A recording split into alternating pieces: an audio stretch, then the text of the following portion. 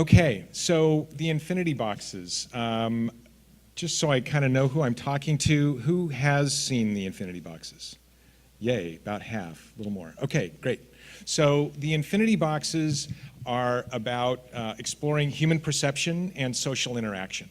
So they're about how we see and how we relate to each other. Each box, they've progressed and evolved as I've gone, and each box is a social experience as well as a subjective personal experience. So it's been really interesting to take a single concept and blow it out in a box. I tend to do one concept at a time and work with that. What I thought I'd talk about today is kind of answer the question that I get most frequently, which is, where did these come from? And I hear that a lot as people look at them, because I've shown them now to somewhere between 150 and 200,000 people is my best guesstimate. And I've yet to meet anybody that's ever seen anything like them. So I hear kaleidoscope, I hear House of Mirrors, but I never hear anything that's specific, like these are just like, which is great. So the question of where they came from, when I was a fine arts student long ago, I was painting, and as you paint, you realize that, boy, a lot of painting has been done worldwide throughout human history, down to back to the Lascaux caves, where now we find, that the candle work would appear to make the bisons run depending upon where you moved, because they had multiple legs and stuck in the shadows of the rock. So painting has gone on a long time. People have done a lot of things with paint. And that was really overwhelming at a certain point. And I just thought, what am I going to contribute? What am I going to do that's unique or different? And I thought, well, I could give each eye something different to see and let the image get formed in the brain. So I did an experiment with a box, and it was just out of foam core, and played with it and put everything I could think of into this box. And each eye saw something different, and you'd see the same object of different sizes and different scales in different ways, and effectively it made people ill when they looked into it, because you couldn't focus on anything, and it was just completely playing with your field of vision. And so when I left New York and moved back to the West Coast in end of 1989, it got trashed. It just got, it was just one more thing in the studio that had to go away. But the idea never left. And so about 3 years ago, by this time I had worked in the film business for 25 years, and I had left and gone back to making fine art, and I bought an art framing store, and I walked in one day with a couple pieces of mirror, and I had them back to back and put them up between my master framer's eyes and eye, and we were just looking at this, and we both started kind of laughing, because the way our physiognomy works, an eye has a field of view, right? So we see, 140 degrees or so by 110. And the other eye sees the same, and there's this huge area of overlap in the center, and then technically in the eye, there's the fovea, which is the area of high resolution in the center. Anyhow, you've got this field of overlap. When you take a plane of mirror that's this way and this way, your eye sees up to the mirror, and then it sees the reflection as if it were the continuation. And the same with the other eye, it sees the reflection as if it were the continuation. And so it creates a cognitive dissonance. It creates an interference pattern in what you're seeing, and it's not what we expect, but it's the level of resolution we're expecting, it's reality, but it's not the information we're expecting. So I put that into a box and took it out. In fact, this was the box. Could you go backwards one, I think to the left, with the left arrow from here? Oh, okay, go to the next image. Oh, maybe I didn't put it in this slide show. Okay, so this is where I was showing these at the beginning. This is out at Zorthian Ranch, if anybody knows Zorthian Ranch here, it's up above Altadena. These were crude. These were elegant frames, but just not, I was looking for how to build these things. So if you want to go one more forward, this is the very first box, and it was shown a lot around town and various things. So the first one just had this center plane of mirrors. If you could go one more. Great. And so this is what one eye would see. So this is Gia Rose, and so this would be the left eye, and then the right eye is seeing the other side of her face. And like I say, there's no way to photograph this, and there's the image is formed in the brain. So if we could go back to the home,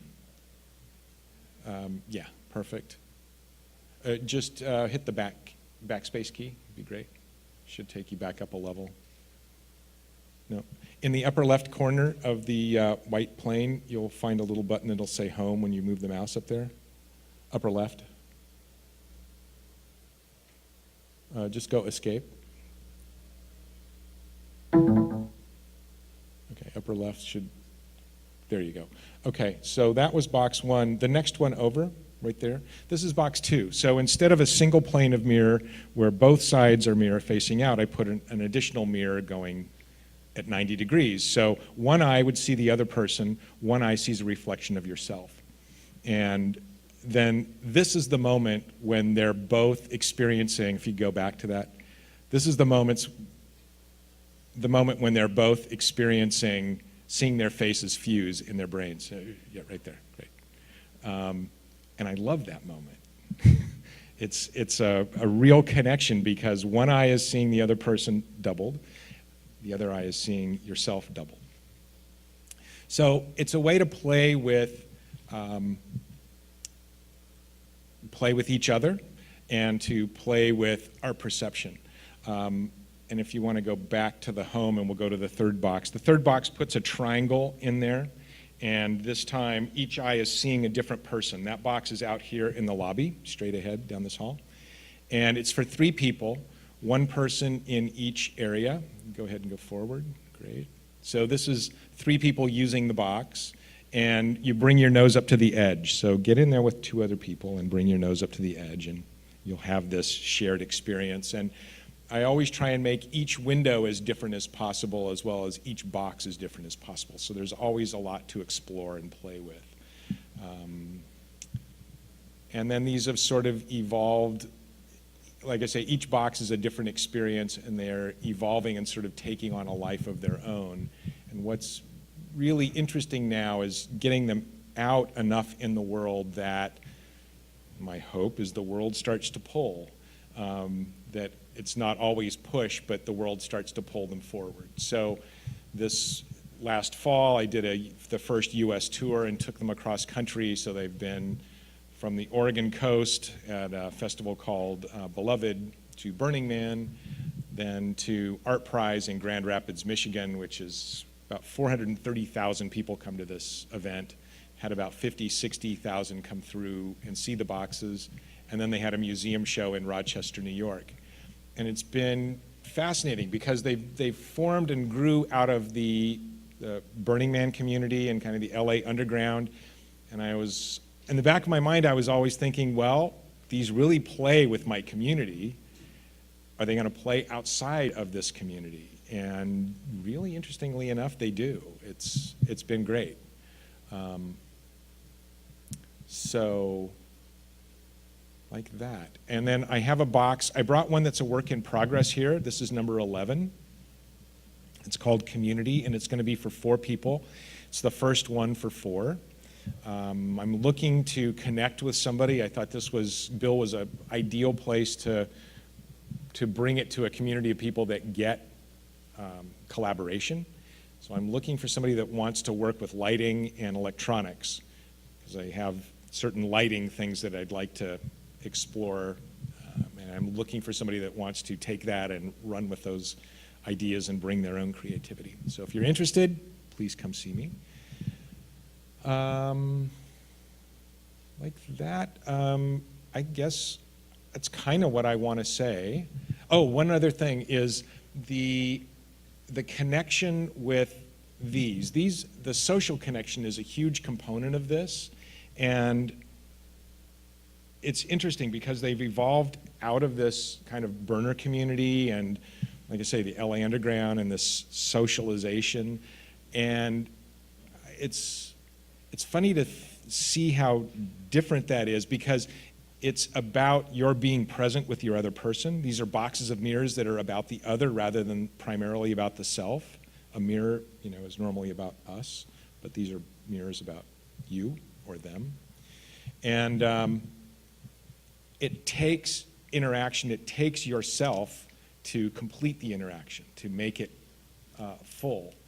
And as opposed to a typical entertainment where you go and you are given something, there's no vesting of oneself to complete the experience. So it's really interesting to work in a space where you need to invest yourself in order for the loop to be complete. And that's a sort of fundamental design concern in this. So I think I have a few minutes left, yeah? So if I can take some questions if anybody has any questions.